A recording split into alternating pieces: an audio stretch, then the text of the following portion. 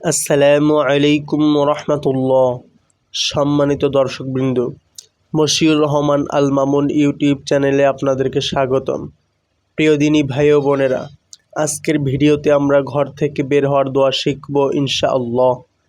ঘর থেকে বের হওয়ার সময় এই দোয়া পড়া সুন্নাত। এর মাধ্যমে মানুষ নিজেকে আল্লাহর কাছে সঁপে দেয় এবং শয়তান তাকে পথহারা করতে পারে না।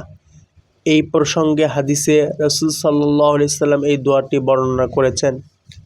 বিসমিল্লাহি তাওয়াক্কালতু আলাল্লাহ লা হাওলা ওয়ালা কুওয়াতা ইল্লা বিল্লাহ। বাংলা উচ্চারণ, বিসমিল্লাহি তাওয়াক্কালতু আলাল্লাহ লা হাওলা ওয়ালা কুওয়াতা ইল্লা বিল্লাহ।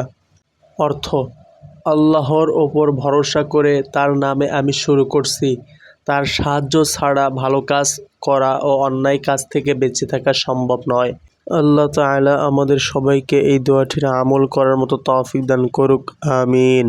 প্রিয় দিনী ভাই ও বোনেরা, ভিডিওটি ভালো লাগলে লাইক, কমেন্ট, শেয়ার করুন এবং আমাদের চ্যানেলে নতুন হলে চ্যানেলটি সাবস্ক্রাইব করুন। ধন্যবাদ।